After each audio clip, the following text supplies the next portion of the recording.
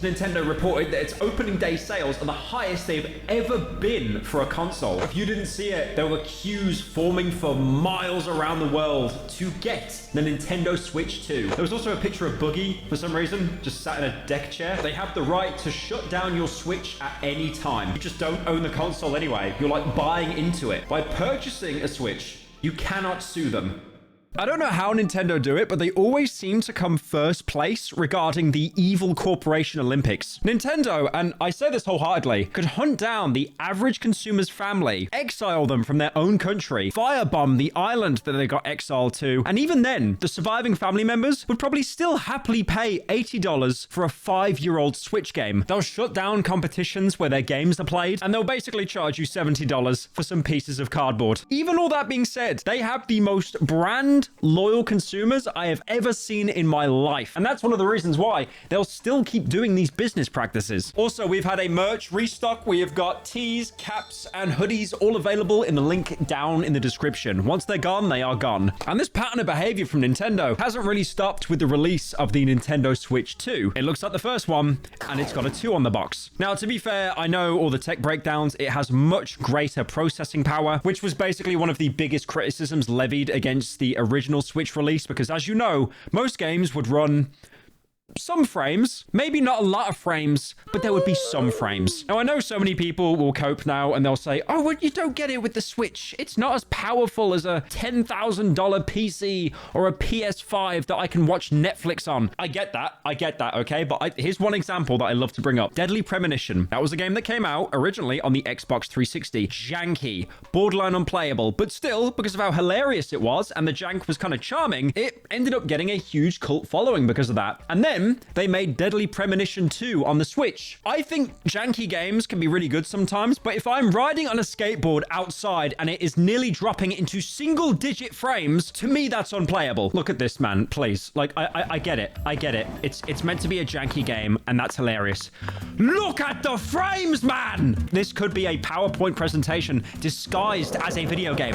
Look at the frame. It's about to hit 10. It's about to hit 10 frames. But moving away from, like, purposely janky titles, even some of their flagship stuff like Pokemon Violet and Scarlet, they ran pretty bad on release. But also, to be fair, in Nintendo's defense, they were developed by Game Freak. I don't know why Bethesda gets so much hate for like day one release of their games being unplayable, because it should so easily be Game Freak that takes at least second place there. But now there has been a little bit of drama surrounding the Switch 2, more around its pricing and also its EULA. Now, if you didn't see it, there were queues forming for miles around the world to get the Nintendo Switch 2. And the thing is as well, this is like physical queuing, and in kind of a nostalgic way, I really like this because if anything, it reminded me, because I'm such an old head now pushing 30. Oh my God, that's terrifying. Let me settle down and tell you a time when you didn't buy games on Steam Online or on the Microsoft Store. No, you queued up outside at midnight to purchase a game, like for example GTA 5, the midnight release. And if you did it in the UK, people would wait outside to mug you for the game. That was a real thing, by the way. Like loads of people that actually ended up buying like GTA 4 and 5 and the midnight releases just got mugged afterwards. And that's one thing that Nintendo brought back, which I thought was really nostalgic. You know, that experience of queuing up again, of meeting other people. Oh wait, no, never mind, because every single image you saw posted online were just people on their phones, not even talking to each other. I love current generation technology. There was also a picture of Boogie for some reason, just sat in a deck chair. The queuing system apparently got so bad that places like Best Buy, they were actually giving out like tickets, like a ticketed system to get your Nintendo Switch 2. Now, this sounds really stupid, but if anything, it was actually a good business model, because usually, are you going to buy a Switch 2? No.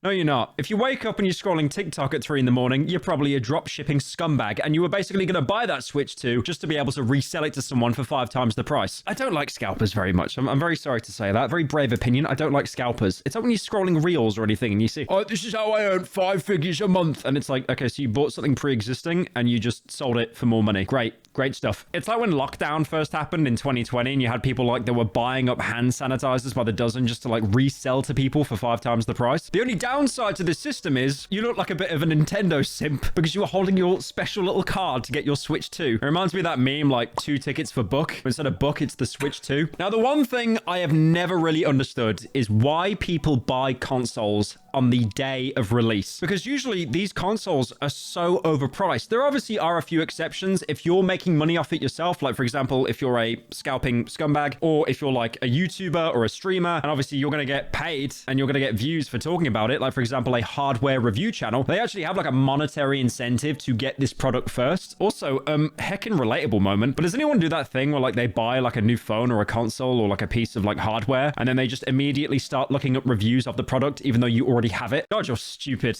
I don't even do that. I tried to bait you out, by the way. It looks like it worked. The reason why I find it crazy that people buy consoles on the actual release is because usually that will be the most unstable a console will ever be and the highest price you can ever expect it to be in its lifetime. I kind of get it now, like things have changed because obviously, you know, back in my day, the day of the PlayStation 1 was before your time. Obviously, you'd buy the console. If you were lucky, they'd throw in a controller as well. But more importantly, you were paying full price for the actual games. But now we've got things like PlayStation Plus, Xbox Paw Pass, that kind of thing. Oh yeah, and on the Nintendo Switch, you can rent GoldenEye. And if you stop paying the Blockbuster tax, they take it away from your account. Great stuff. And obviously as well with the Switch 2, there isn't that many games available at launch. Obviously, there is backwards compatibility as well, and that does resolve a lot of issues. I mean, usually you do want to be able to double dip in a sense, like invest in an old game on the Switch 1 and then be able to play it on the Switch 2 with hopefully a higher frame rate, better graphics. Now, I did mention earlier that sighting of Boogie. Someone basically put out a tweet saying, I thought I just saw Boogie in the queue at Best Buy. And then Boogie quote tweeted it by saying, I'm still out here playing video games with the fans. Love y'all. Very wholesome tweet. You only got 600 likes and you got 100k. Unlucky. And of course, because Twitter being Twitter, someone asked Grok, the Twitter AI, to for some reason add Bella Ramsey from The Last of Us into the picture. Why does Boogie look like he's melting in that? Now, for the Americans in the audience, which is a surprisingly large amount of you, Americans are apparently the biggest fans of this channel by far. I'm guessing because the UK audience that watch me, they probably have some kind of job. That or they're too busy watching Will and E and James Marriott. That's why my audience gender ratio is an absolute sausage fest. But anyways, to all the Americans out there, if you sunk $400 into your brand new Switch 2, Walmart would give you a drink and a snack. That being a tube of Pringles and a bottle of Coke. Not even Coke Zero. You degenerate. Now, they didn't actually advertise they were doing this, to be fair, because that would have been even more hilarious. But the claim was they wanted to have like a nice surprise for gamers for queuing up for so long. Although, to be fair, it doesn't really take a genius to realize that if you offered all of that stuff for free, the unwashed masses would arrive in droves. Walmart, I've got a really good one for you. How about you prank your employees by giving them like a livable wage? That'd be hilarious, right? And GameStop. Who can forget GameStop? We've got an equivalent to GameStop in the UK. It's called Game, and they just basically sell Funko Pops now. That's pretty much it. If any of you are watching this and you're like a UK old head, remember Game Station? Only the OGs remember Game Station. Now, GameStop did a massive fumble because they were using staplers to attach the receipts to the boxes of the Switch, which then led to some people purchasing their Switch and realizing they had a cracked screen before they even bought it. The thing is, if you bought a Switch 2, I'm genuinely happy for you. I can't hate on that. There is a lot of negativity in the world right now, and if you playing on that little piece of silicone actually gives you some kind of enjoyment, some gratification, more power to you. But unfortunately, if I see you in public transport or on the street, you will instantly remind me of this infamous image where a man's wife's boyfriend bought him a Nintendo Switch. And then it also reminds me of this guy singing My Life is Like a Video Game. My life is like a video game. Yes, I know the second one is ironic. I get that. After seeing the 50 Wojaks he had in his profile, I kind of gathered it was ironic. Now, there were some rumblings of a possible boycott against Nintendo for some questionable business practices and decisions. This was mostly concerning the price hikes of games because, again, as we all know, a game comes out, after about 3 years, maybe it drops in price. Nintendo will literally have a game that is like pushing 10 years old, and it will still somehow be at full retail price. Now, keep in mind, a lot of these boycotts that were organized against Nintendo, they were organized on Reddit. I don't need to say anything else. I mean, it's not like Reddit has the strongest backbone in the internet community. Remember the blackout Reddit had that lasted like 3 days a couple of years ago? But in 2011, the Nintendo 3DS struggled to sell because it cost around £250. Looking at the conversion website right now, that is 338 United States dollars. How many cheeseburgers can I buy with 338 USD? I love this, by the way. Thank you, Google AI. With $338, you can potentially buy a very large number of cheeseburgers. 45 cheeseburgers? $7 per cheeseburger. Where are you getting that from? Five Guys? 45 cheeseburgers. There's no way that's worth it. Now, after this boycott, Nintendo kind of thought, okay, you know what? Fair enough. The Nintendo 3DS, it's a little bit expensive. We'll drop the price. Now, will that same boycott have an effect for the Nintendo Switch 2? No. No, it won't. And that's because Nintendo reported that its opening day sales are the highest they've ever been for a console. There's even some claims that the Switch 2 has actually sold 3 million units in the first 24 hours, which was triple the previous record holder, the PS4, because that only sold around 1 million units on launch day. Now, obviously, there are a lot of variables that change as well. There are more people that are kind of getting into gaming. It's not really a niche anymore. It's... Oh, I was about to say gaming is a lifestyle. Okay, I'm not going... No, I'm not... No. I nearly crossed that line. Nearly. Good God.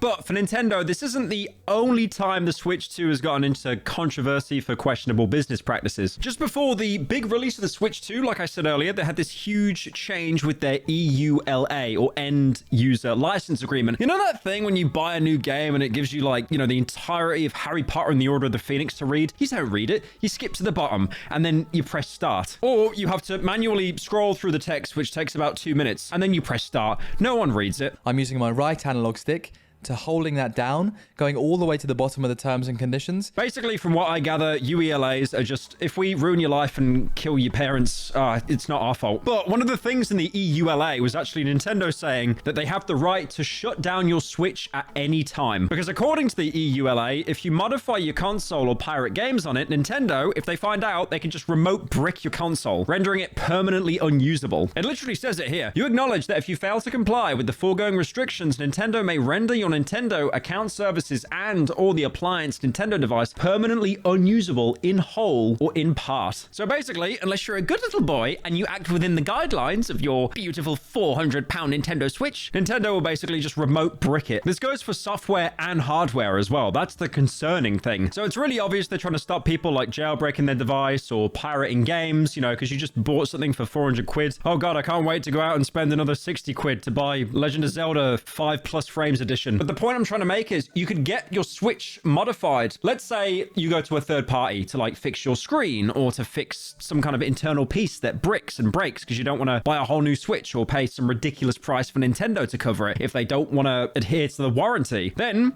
they might think it's been altered and they brick it. I remember this huge push that was going around online for people to basically buy physical editions of games so they own like a physical copy. And I've said this before, you will own nothing and you'll be happy because at this rate, Netflix, Sony, Microsoft, they can just remove like a show, a film or a game from their store. And no, you never owned it. You don't understand. You are just paying for our services. We chose to remove it. You can't keep it now. And obviously some old heads have thought to themselves, okay, I'm going to buy things physically now because, you know, if I have it physically, it's still going to run, right? That is unless it's like a, you know, online only game and they basically pulled the servers. But Nintendo seems to have taken this a step further by basically saying you just don't own the console anyway. You're like buying into it. Now, the counter argument for this, to be fair, is you shouldn't really be modding or jailbreaking your consoles. You're trying to go against the big multi-billion-dollar company? Shame on you. How could you? But the thing is, the way that I see it, if you bought the console, you own it. It's yours. Now, I'm not talking about like running hacks and stuff and going into online games and ruining other people's fun like that. I'm not saying any of that. But like, I feel like if you bought this console for yourself, you should be able to do with it what you want. And I think really harsh and unfair business practices here, where like if you get a console modified, it might entirely shut down, is the reason why piracy, unfortunately today, is still so popular. God, I hope me saying piracy is bad. I really hope Nintendo watch this video and I get like 5 good boy points. Like, please give me a month of Nintendo Online, please. And also keep in mind as well, for a lot of games, what keeps them alive for years or even decades after is the modding community. But Nintendo, again, this is like something they actively hate because it's almost like they don't know how to make money off it, so they'd rather just shut it down entirely. I mean, this even goes as far as to like manually modify the storage on your Switch. You know, for example, if you wanted to add like an additional hard drive or something that wasn't licensed. It even says here, users may not bypass, modify, decrypt, defeat, tamper with, or otherwise circumvent any of the functions or protections of the Nintendo account services, including through the use of any hardware or software that would cause the Nintendo account services to operate other than in accordance with its documentation and intended use. They even added an anti-arbitration clause to their contract under Section 16. This arbitration provision precludes you and Nintendo from suing in court, having a trial by jury, or participating in a class action. You and Nintendo agree that the arbitration will be solely on an individual basis and not as a class arbitration, class action, or any other kind of representative proceeding. So to people that don't watch Legal, or they don't watch that lawyer guy that keeps coming up into their YouTube shorts, the guy that wears the suit, Nintendo are basically saying, by purchasing a Switch,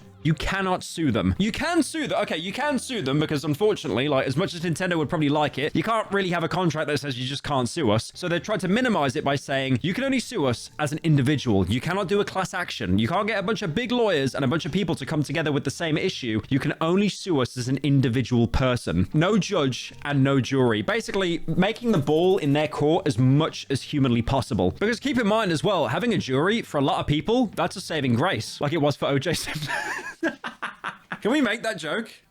Why am I looking over here like someone's there? Can we make that joke or not? I think we can make that joke. The thing is as well, suing big companies, especially as an individual, it's impossible because what they'll do is they'll hire the best lawyers known to man and they'll bury you in paperwork, hoping to drain your lawyer out of money before they can even make any kind of case. But to be fair though as well, like if the jury was just full of like boomers, could you imagine? What's a Nintendo Switch? Opens up phone with leather case on it. I only have Candy Crush on my phone. It's really obvious what Nintendo wants to do here. If anyone has an issue or they find the way that they're breaking the law, they basically want to bottleneck it so you deal with it outside of court. Also, Nintendo still holds the power to sue you, by the way. If they believe that you've infringed on their copyright or anything similar, they can actually take you to court. And if that happens, you'll have to travel to King County in the state of Washington, according to Section 18 of the EULA. I'm pretty sure the only reason they mention King County as the only viable place to sue you in court is probably because it sounds like King K. Rool. I actually still have the King K. Rool amiibo. I'm not sure why I have it, but I've still got it.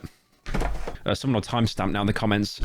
I know why you have it. But again, if you have to go to Washington, if you're not a citizen, that's flights, visas, hotels, all your legal fees. You'll basically be flat broke before you even get there. Now, there is a way to get out of it because a lot of governments look at this and go, this seems like you're basically cucking everyone into oblivion who buys your product. There has to be a way out of this, right? You know, for the common person. And there is. You can only get out of this EULA by sending Nintendo a handwritten, by the way, handwritten letter through the post 30 days after agreeing. And from looking at the EULA, there doesn't seem to be any other way to get out of it, you know, once other than you've sent that letter. And it's also on a time limit and it has to be post and it has to be handwritten. So the big question though, is the Nintendo Switch worth it? They got Dust Bloods, which is basically Bloodborne 2. So yeah, go on then.